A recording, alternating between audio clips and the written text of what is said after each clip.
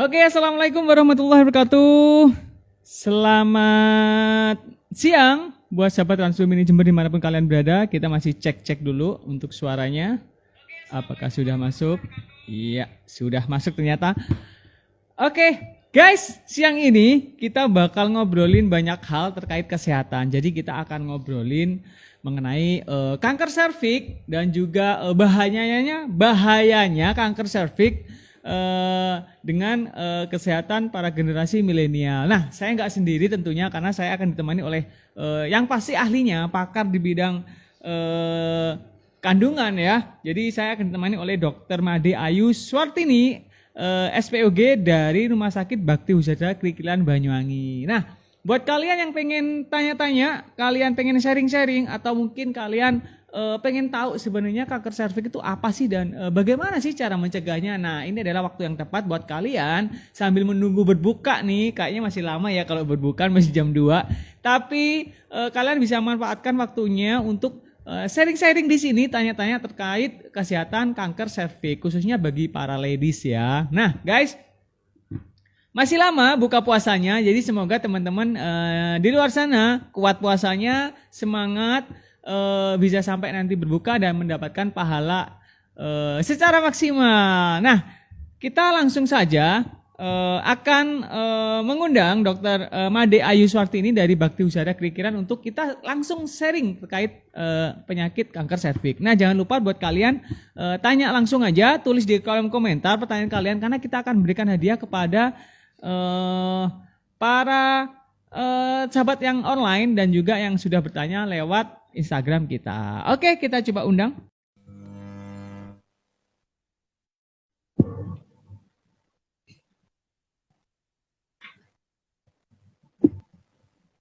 Oke, kayaknya kita sudah tergabung. Yap, selamat siang dokter. Selamat siang. Selamat siang dengan Dr. Made Ayu Swartini, spesialis kandungan, betul ya dok ya? Iya, betul. Gimana kabarnya dok? Siang Baik. ini di puasa-puasa yang terik panas banget nih kayaknya di luar, kayaknya luar biasa banget nih dok. Kalau di Banyuwangi gimana nih dok cuacanya dok? Sama, panas juga. Panas juga ya dok ya? Iya. Ya semoga teman-teman yang berpuasa di luar sana diberikan kelancaran sampai nanti berbuka. Nah buat teman-teman sahabat online Trans Studio Mini Jember dimanapun kalian berada, teman-teman bisa langsung saja bertanya terkait tema kita hari ini yaitu tentang penyakit kanker serviks dan generasi milenial. Nih buat anak-anak ladies nih khususnya ya. Dok, kita akan sharing banyak nih dengan dokter terkait kanker serviks, betul ya dok ya? Iya, betul, tentang kanker serviks. Oh iya, betul. Oh ya dok, semakin kesini kita tahu bahwa gaya hidup anak-anak milenial, khususnya anak-anak cewek nih ya, itu semakin kompleks banget, betul ya dok ya. Nah, berdasarkan data juga, angka kenaikan penderita kanker serviks juga meningkat. Nah, sebenarnya apa sih kanker serviks ini dok?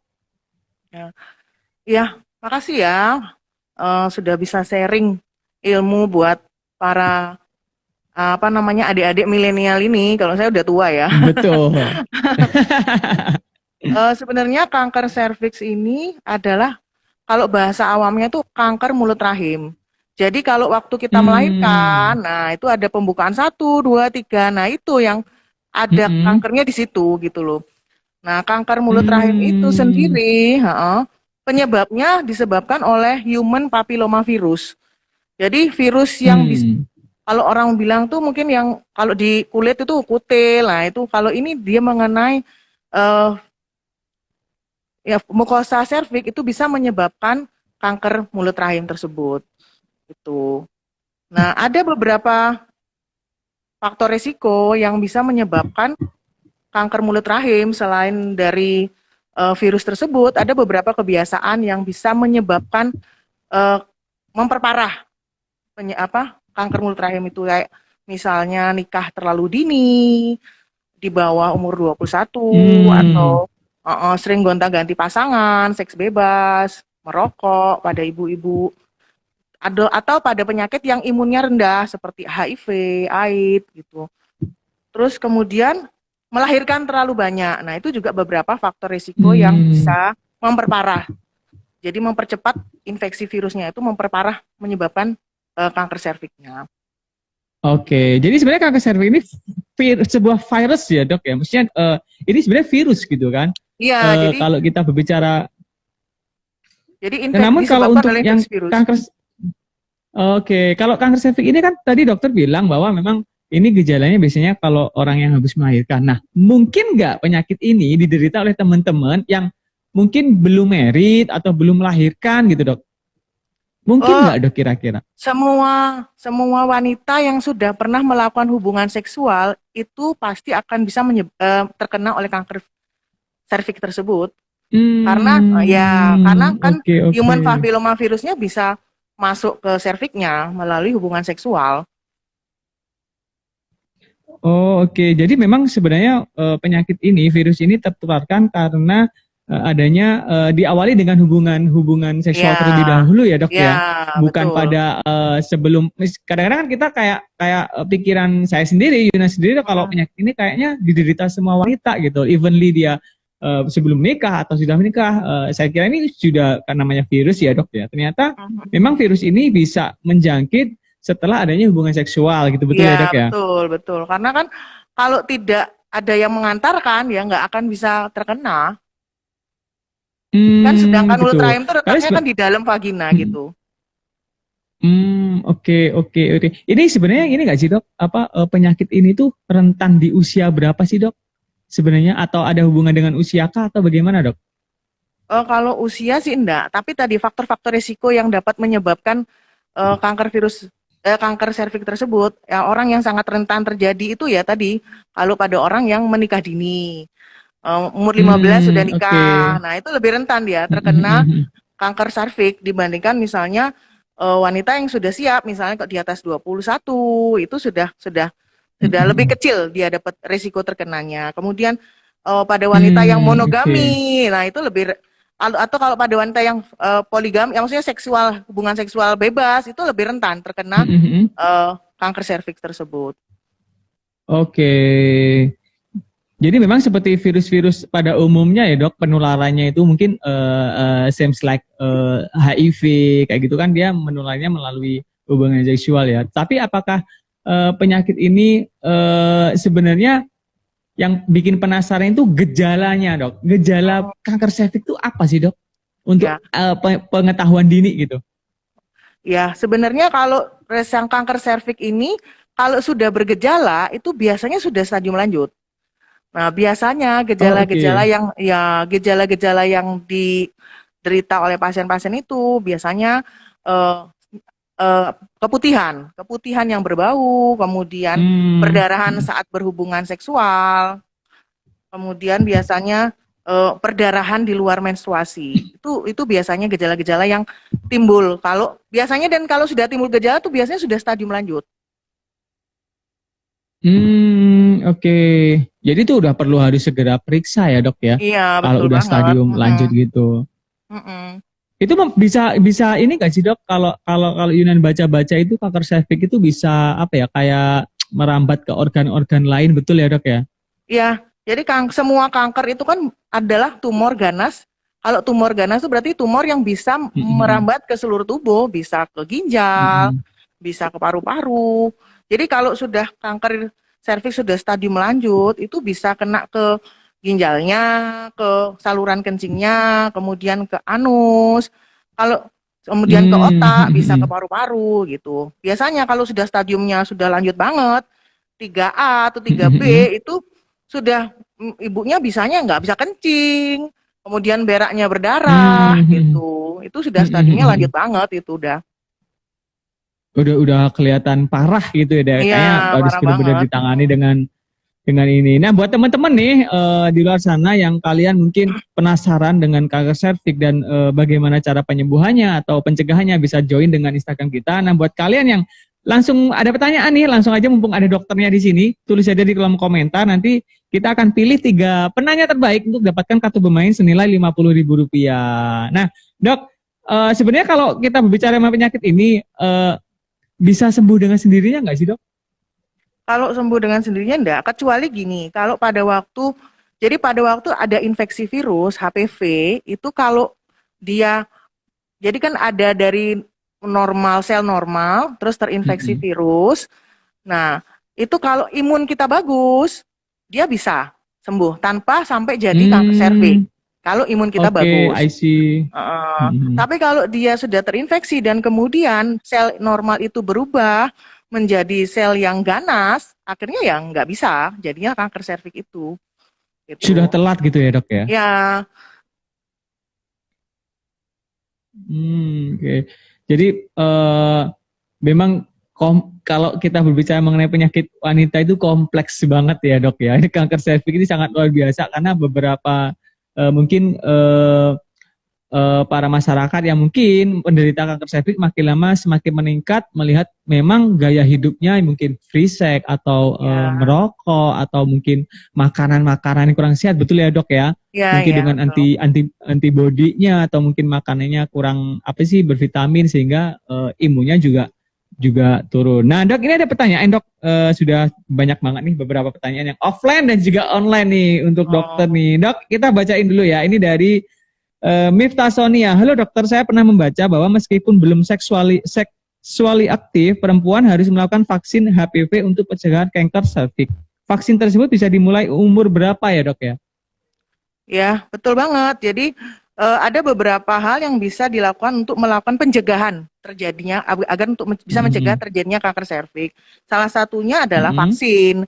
Nah, vaksin ini bisa Mm-mm. dilakukan mulai umur 13 sampai 15 tahun. Itu sudah mulai bisa dilakukan. Oke.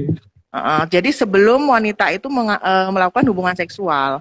Nah, tapi apabila wanita itu sudah melakukan hubungan seksual dan sudah ada gejala, harus dipastikan bahwa dia belum terkena kanker serviks atau belum ada perubahan sel.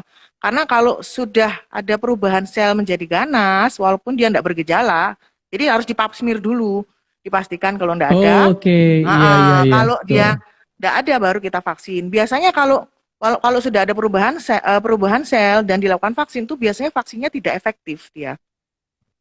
Udah telat gitu ya, Dok ya? Ya sudah nggak bagus kerjanya gitu.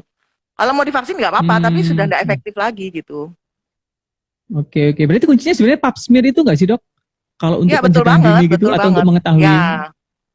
ya betul banget. Jadi Untuk vaksin sendiri ada ini nggak sih, Dok? Ada jangka waktu nggak sih, Dok? Pap smear itu misalnya berapa bulan sekali, setahun sekali atau gimana, Dok? ya. Jadi ada beberapa hal yang bisa dilakukan untuk mendeteksi adanya kanker serviks dan sebenarnya itu murah banget gitu loh, murah dan mudah. Hmm. Jadi ada beberapa kalau misalnya mau yang paling paling paling dini banget itu namanya IVA.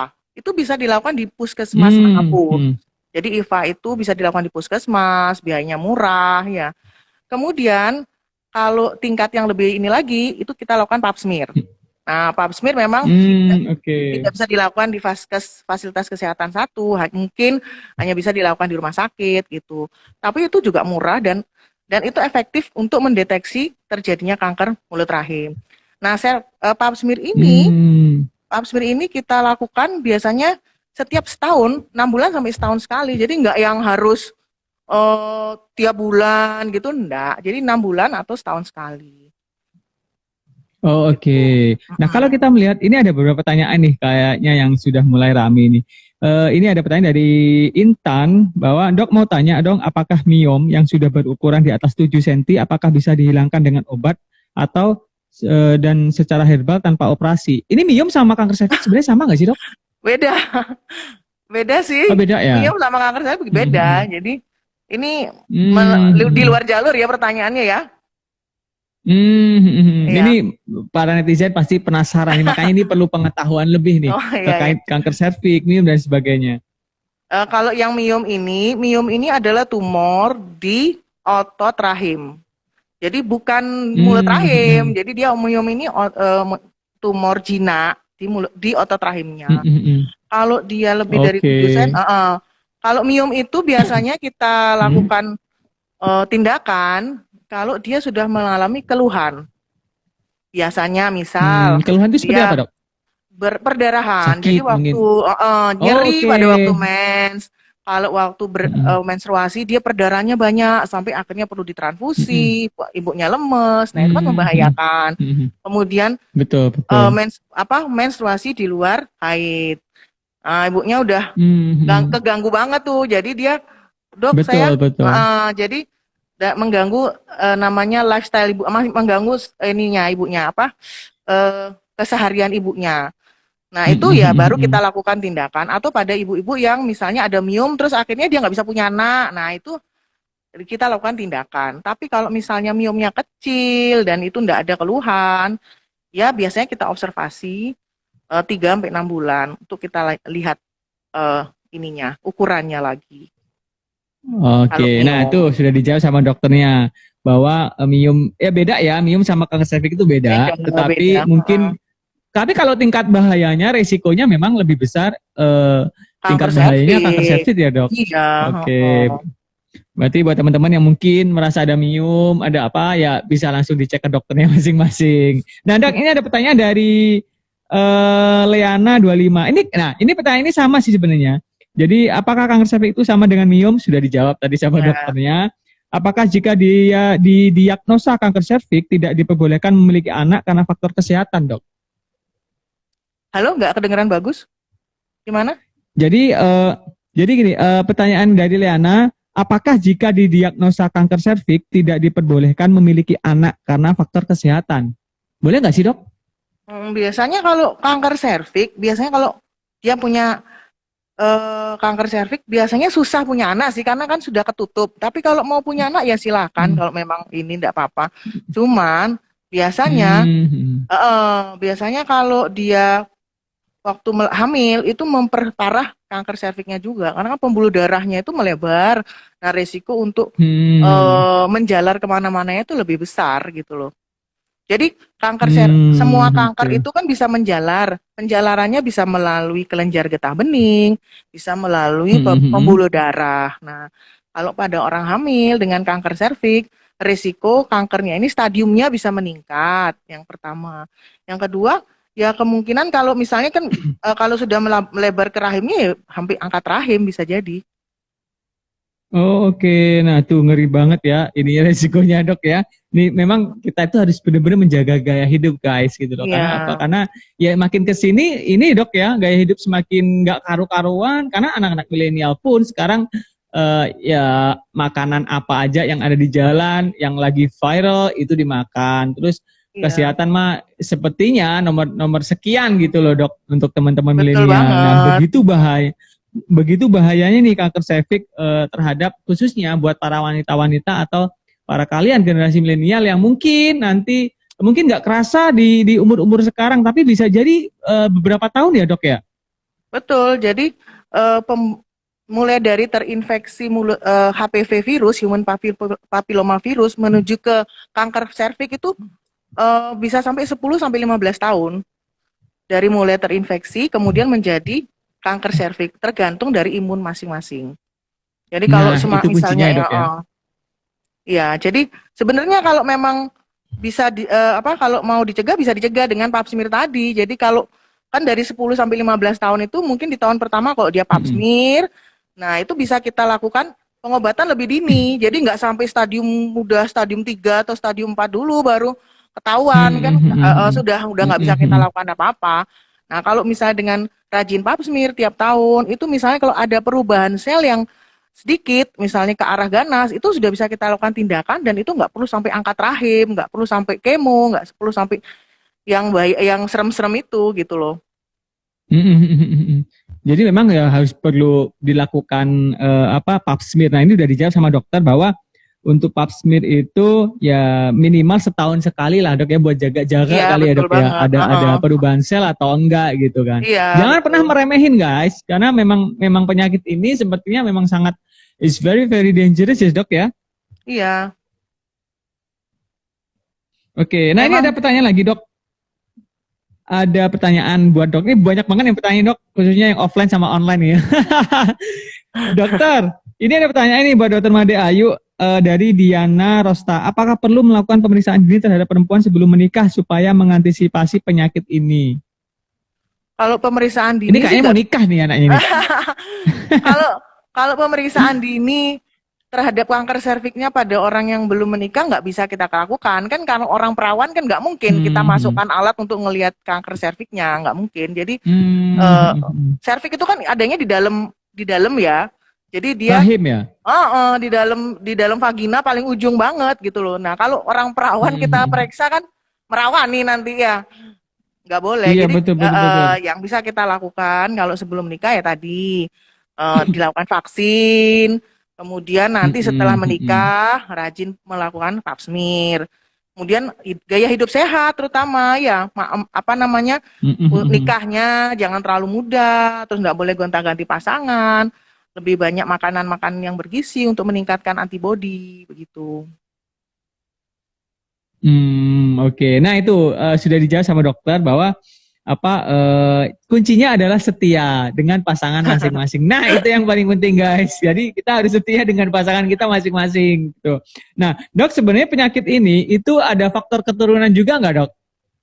Ada, Kak. Berarti bukan faktor keturunan, maksudnya gini, ibunya kanker serviks, anaknya terus nanti kanker serviks enggak, tapi menurunkan sifat Hmm. eh, eh, rentan terhadap kanker gitu loh. Jadi kalau orang orang yang punya kanker, dia akan menurunkan ke anaknya itu bahwa anaknya nanti rentan akan terkena kanker, kanker apapun itu gitu loh. Jadi memang kalau misalnya ada orang tua atau keluarga yang punya kanker serviks, sebaiknya kita lebih waspada. Jadi lebih aware gitu loh. Jadi untuk rajin melakukan pemeriksaan, melakukan pencegahan, terus melakukan apa, gaya hidup sehat tadi. Sudah ada warning sebenarnya. Kita juga Iya, bisa sudah melihat ada sebenarnya warning. kalau Iya. kalau di salah satu keluarga kita gitu ada penyakit Mm-mm, cancer, penderita mm-mm, cancer apapun mm-mm. itu ya dok ya, kita wajib Iya, juga periksa ya betul. dok ya. Iya, mm-mm. Hmm. Jadi Nah jangan ini ada malah. pertanyaan juga lucu-lucu. Ini ada pertanyaan dok dari Alesa. Dok, apakah kanker cervix bisa membuat sama sih tadi? Apakah kanker cervix bisa membuat tak bisa hamil? Terus apakah aktivitas yang berat bisa membuat kanker cervix makin parah? Aktivitas yang berat maksudnya gimana? Jadi sebenarnya kanker Mungkin dia, serviks. mungkin dia mungkin dia sudah kena cancer, mungkin diagnosa, tapi dia Oh, harus bekerja mungkin gitu loh dok. Untuk mungkin ya kewajiban dia sebagai harus bekerja sebagai karyawan itu gimana dok? kalau sudah terkena kanker serviks, kalau tambah misalnya lelah atau stres kan juga mempengaruhi antibodi. Ya jelas pasti memperberat Hmm, dia. Mm-mm. Ya kalau misalnya orang sudah kena berarti ya kanker harus ya sebaik periksa iya harus periksa, harus konsultasi langsung ya dok iya ya. Harus betul. Mm-mm. dok kalau untuk vaksin HPV atau itu harus di rumah sakit atau di puskesmas juga bisa dok. Ini pertanyaan dari Mifta Sonia ini dok. Harus di rumah sakit atau puskesmas nih dok? Kalau di puskesmas kayaknya nggak ada ya, belum ada yang namanya vaksin HPV virus itu, masih ada di rumah sakit. Hmm. Uh-uh. Memang soalnya agak Tapi mahal. di Bakti Usaha sudah ada dok ya? Di Oh Bakti sudah Usaha ada, sudah ada dok? kalau di Bakti Oke, sudah Husada. lengkap loh. Jadi buat kalian yang pengen vaksin atau vaksin bisa langsung ke Rumah Sakit Bakti Usaha Kerikilan Banyuwangi buat warga Banyuwangi bisa langsung ke sana. Betul ya dok ya? Iya betul, langsung aja kalau memang eh, ada pasien yang pengen melakukan vaksin, periksa dulu langsung bisa kita sediakan vaksinnya. Oke, dok ini ada pertanyaan sebelum vaksin apakah ada pantangan dok? Mungkin makan atau apa atau puasa gitu dok? Enggak, sebelum vaksin biasanya kita sarankan pasiennya tidak dalam kondisi menstruasi. Yang kedua, Oke, tidak tidak dalam boleh. kondisi menstruasi. Ya, soalnya kalau misalnya pas kita pap smear itu kita ambil lendir di mukosa mukosa serviknya. Kalau misalnya ada darah menstruasi nggak bisa diperiksa nanti. Terus yang kedua, Hmm, minimal berhubungan tidak puasa berhubungan badan maksudnya. Itu 5 hari. Jadi pada waktu pemeriksaan nanti biar bersih gitu loh. Jadi yang memang khusus valid itu yang hasilnya iya dok ya? khusus yang kita dapatkan adalah memang sel dari mukosa serviknya. Kalau untuk efek samping dari vaksin ini dok, ada nggak sih dok? Kalau efek sampingnya, sementara belum ada sih ininya. Ya mungkin kalau semua vaksin kalau ada alergi, atau ada infeksi di tempat vaksinnya biasanya. Alerginya mungkin ya gatal, atau kalau misalnya ada infeksi di tempat tusukan jarumnya ya mungkin ada lebam, Mm-mm. bengkak, itu semua penyuntikan vaksin juga biasanya risikonya seperti itu. Tapi kalau untuk virusnya sendiri ya enggak ada. Tidak, belum Hmm, terdapat sih, belum didapatkan. oke. Nah dok, kalau kalau Yunan melihat mendengarkan tadi terkait kanker serviks ini, ketika dia sudah let's say dia sudah diobati, dioperasi dan sebagainya nih diangkat, apakah ada kemungkinan dia akan terkena lagi dok? Tergantung ininya sih, kalau misalnya dia kanker serviksnya stadium berapa.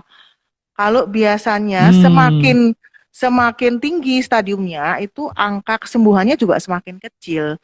Jadi, kalau misalnya kanker serviks itu ada stadium 1, stadium 2, stadium 3, stadium mm-mm, 4. Nah, stadium 1 itu biasanya kalau stadium 1 ke bawah, misalnya hanya terkena pada serviksnya saja. Nah, itu kalau misalnya dilakukan hmm, obatnya kan kita lakukan operasi. Nah, itu operasinya operasi besar radikal histrektomi namanya. Itu di bawah 1A, hmm, 1B atau kanker serviks in situ namanya. Itu yang hanya terkena pada mukosa serviksnya saja, pada serviksnya saja. Nah, itu angka kesembuhannya hampir 90% gitu loh. Nah, ya hmm. jadi semakin dini kita ketahui bahwa adanya kanker itu semakin baik sebenarnya. Cuman kadang pasien itu sudah datang dalam stadium sudah lanjut karena memang gejala itu Hmm. terjadi biasanya stadiumnya sudah lanjut. Nah, kalau dia stadium di atas Oke. ya stadium 2A, stadium 2B itu biasanya stadium 2A ke atas itu biasanya sudah nggak bisa kita lakukan operasi. Nah, obatnya adalah kemoterapi dan radiasi. Nah, itu kemoterapi dan radiasi dan Hmm. angka kekambuhannya juga akan sangat besar kalau sudah di atas stadium 2A dan di atas stadium 2A itu. Karena kan sudah menyerang kemana-mana. Oke. Kalau dia stadium 2, kalau udah Hmm. stadium 2A itu sudah sampai ke samping-sampingnya serviks, sudah sampai ke rahimnya itu. Jadi sudah kalau mau dilakukan operasi juga sudah sulit. Jadi dilakukan tindakan kemoterapi dan Hmm. radiasi. Kalau sudah stadium 3 itu sudah sampai ginjal. Stadium 4 sudah kemana-mana, sudah ke tempat ngengeknya, ke rektum namanya, terus kemudian sampai ke Hmm. Oh, berarti dia bisa ke liver. semuanya ya, Dok ya? Bisa Oh, bisa merambah benar-benar merambah ke semua organ ya? oh iya kan dia akan pertama merambah ke sekitarnya dulu, baru kemudian ke yang tempat yang jauh, kayak misalnya liver, paru-paru, bisa sampai ke otak, segala sampai ke otak. Bahkan sampai ke otak ya, Dok. Maksudnya Iya, itu kan kalau parah range banget jaraknya udah. kan jauh banget. Iya kan? Oke. Karena memang kalau kalau kalau kita melihat anak-anak generasi sekarang itu kan ya ibaratnya mengacap pada diri sendiri nih. Itu kan kita ngeremehin banget nih dok. Maksudnya dalam artian antar aja nggak terlalu ini kok gitu. Gejalanya juga nggak terlalu parah kok. Mungkin nanti kalau udah parah banget ke dokter atau semacamnya. Ini sebenarnya yang harus benar-benar disadari awareness-nya ya dok ya. Iya betul.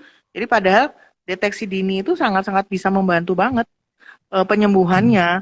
Jadi sebelum sampai terjadi kanker serviks kita sudah bisa cegah gitu loh hanya dengan hal yang mudah yaitu pap smear, IVA, vaksin. Jadi Hmm. nggak yang kalau apalagi pap smear murah banget, mendingan pap smear dibanding beli KFC atau beli makanan. Betul sih dok. Nah, Benar-benar benar. jadi kan duitnya hampir sama gitu loh. Orang lebih milih yang Betul. itu ketimbang pap smear gitu loh.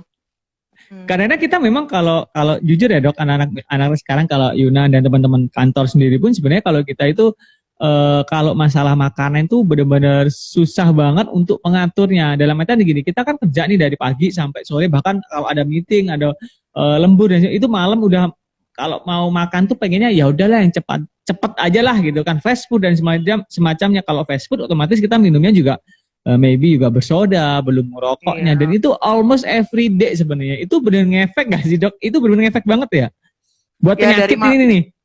makanan-makanan yang seperti fast food, minuman bersoda itu kan mengandung radikal bebas. Nah, itu yang juga Hmm, hmm. nggak hanya kanker serviks, tapi semua penyakit juga bisa, sakit jantung, sakit yang lain gitu loh. Nah, harus banyak diimbangi kalau misal makan makanan yang mengandung radikal bebas ya harus banyak makan makanan yang mengandung antioksidan kayak Hmm. buah, sayur itu biar bisa Diimbangi lah dok membalance ya, ya. Ya, dibalanskan lah ya. diimbangi betul. Dan itu para tim-tim kreatif kita yang di belakang itu udah pada melongo semua, menyadari kesalahannya masing-masing dok. Wah ini kayaknya kita nggak bisa makan tiap hari. Nah itu udah dijelaskan sama Dokter Made Ayu terkait banyak hal. Ini ada pertanyaan lagi dok nih dari Anis Triliani. Dok mau tanya kalau sudah terinfeksi HPV, apakah benar yang artinya kita sudah pasti terkena kanker serviks? Terus gimana kita tahu ciri-ciri kanker secara dini? Aduh, halo, nggak kedengeran? Halo? Bisa diulang, bisa Oke, diulang. saya bacain lagi dok ya. Oke, ini pertanyaan dari Anis Triliani. Dok mau tanya, kalau sudah terinfeksi HPV, apakah benar artinya kita sudah pasti kena kanker serviks? Terus gimana kita tahu ciri-ciri kanker secara dini dok? Kalau sudah terinfeksi virus HPV, itu kan tadi dari sel normal terinfeksi virus, kalau imun Mm-mm. kita bagus, dia bisa sembuh. Hmm. Tapi kalau misalnya dia nggak bagus imunnya, itu bisa menjadi sel itu menjadi tidak normal. Nah, sel yang menjadi tidak Oke. normal itu ada tingkatannya. Selnya tidak normal yang ringan, namanya kalau dari bahasa kedokteran itu jin 1, ya perubahan selnya itu jin 1, jin 2, Hmm. jin 3, lesi prakanker namanya. Jadi perubahan sel itu namanya lesi Hmm. prakanker. Nah, itu ada yang ringan, sedang, berat, baru kanker serviks. Nah, kalau yang ringan itu bisa kembali ke normal atau bisa jadi berat tergantung imunnya masing-masing. Nah, kalau misalnya, Oke, berarti kuncinya nah, imun ya dok ya? ya terus kemudian observasinya adalah dengan pap smear tadi. Jadi kalau misalnya sudah terinfeksi virus ya harus pap smear-nya berulang gitu loh. Jadi misalnya pap smear 3 bulan lagi atau 6 bulan lagi untuk melihat apakah ada perubahan sel tersebut. Kalau misalnya Oke. misalnya terinfeksi virus dan terjadi perubahan sel yang ringan atau yang sedang, itu bisa kita lakukan tindakan lebih dini. Jangan sampai sudah terinfeksi virus terus kita diamkan, nanti 2 tahun lagi sudah jadi kanker serviks akhirnya gitu loh. Jadi kalau sudah tahu Oke, jadi ya, menumpuk gitu dok ya? iya, jadi kita nggak tahu gitu loh, sudah perubahan selnya bisa cepat gitu. Nah kalau misalnya kita sudah terinfeksi virus HPV, ya harus melakukan tadi pap smear yang berulang, kemudian jaga imunnya biar bagus, Hmm. makan makanan yang bergizi gitu. Oke, dan selalu setia pada pasangan masing-masing. Betul ya dok ya? Dok, ini ada pertanyaan dok dari Safia Osem. Ini pertanyaan ini lucu banget nih. Permisi mau tanya dok, mitos atau fakta bahwa sayap ayam tidak bagus untuk kaum wanita. Bener nggak sih dok? Atau mitos ini dok? Apa hubungannya saya payah sama wanita ya? Tapi memang bener kadang-kadang dulu zaman saya kecil itu memang kalau Oh iya, adik Yunan yang cewek itu nggak boleh makan sayap gitu. Saya nggak tahu kenapa. Katanya pokoknya oh nggak boleh iya. makan sayap gitu. Oh saya Padahal malah nggak sayap itu tahu enak ya. banget. Kok saya malah nggak Berarti tahu ya saya mungkin belum payah. ada, Iya, tapi mungkin nggak ada uji klinis juga sih dok belum ya ada uji terkait bahwa sayap klinisnya. ini bagus sih enggak gitu. Tergantung kalau sayap pesawat terbang juga nggak bagus kalau buat wanita. Tergantung sayapnya sayap apa nih gitu. Kalau sayap ayam saya rasa sih enak. Kita kasih tepung, kasih nasi panas tuh. Iya, enak Aduh banget itu. puasa-puasa ini ngomongin makanan dok. Jadi ini adalah bisa dibilang mitos ya dok ya. Iya, Kak, saya nggak pernah dengar ya kalau kalau sayap ayam nggak boleh pada wanita itu. Mungkin saya kalau di Oke, sayap karena ayam mungkin itu, di sayap ayam tuh paling banyak lemaknya, makanya paling enak. oke. Mungkin juga mungkin sayapnya bagi orang lain biar gak dimakan banyak udah bilang aja sayapnya nggak bagus buat kesehatan. Bisa Oke, ya. luar biasa banget loh kalau kita berbicara mengenai sayap. Oke, ya sudah dijawab tadi Mbak Safia bahwa sayap itu nggak masalah. Jadi kalau mau makan sayap sebanyak-banyaknya juga gak apa-apa. Asal jangan sayap pesawat terbang. Oke. Nah, Dok, eh, ini sudah banyak banget pertanyaan dari teman-teman. Udah sharing-sharingnya dengan Dokter Made Ayu Swartini, spesialis kandungan juga luar biasa. Terima kasih dokter. Tapi Dok, sebelum kita berpisah, Yunan mau menginfokan kepada tadi yang sudah bertanya di Miftah Sonia, Anis Trisiani, dan juga Safia Awesome, nanti kalian akan mendapatkan hadiah voucher bermain dari Transmini Jember senilai Rp50.000 yang akan dikirim lewat email. Jadi ditunggu, nanti akan di-DM oleh tim admin kita. Dok, sebagai closing statement, Dok, apakah pesan terhadap generasi muda dan semua generasi sih terkait campaign kanker serviks, dokter? Ya, yang pasti kalau kita untuk mencegah adanya kanker serviks adalah menjaga biar gaya hidupnya lebih baik. Ya, jangan sampai menikah terlalu dini. Kan sudah nggak zaman tuh nikah terlalu dini ya. Sekarang kan minimal betul. Dia 21 tahun. Terus kemudian setialah pada pasangan, jangan gonta-ganti pasangan. Kemudian makan makanan yang bergizi, istirahat yang cukup, dan yang paling penting adalah kita harus rutin melakukan pemeriksaan pap smear kalau pada wanita yang sudah menikah. Jadi dengan pemeriksaan yang sederhana dan pemeriksaan yang rutin, itu bisa loh mencegah kanker serviks yang berbahaya. Dibanding kalau sudah ada gejala, sudah ini nanti terlambat. Itu aja sih pesannya. Oke, yang kalau Yunan nangkapnya itu adalah setia pada pasangan masing-masing gitu ya teman-teman. Kita wajib setia pada pasangan. Karena di belakang ini udah pada toleh sana toleh sini nih gitu. Jadi teman-teman di luar sana tetap setia pada pasangan masing-masing untuk menghindari penyebaran kanker serviks. Oke, terima kasih banyak Dokter Made Ayu Swartini, spesialis kandungan dari Rumah Sakit Bakti Husada. Semoga kita sehat selalu, dokter sehat selalu, diberikan kesehatan dan kelancaran. Teman-teman tim di sana Rumah Sakit Bakti Husada, terima kasih banyak, semoga sehat selalu. Terima kasih dokter, sampai jumpa kembali. Sama-sama. Terima kasih.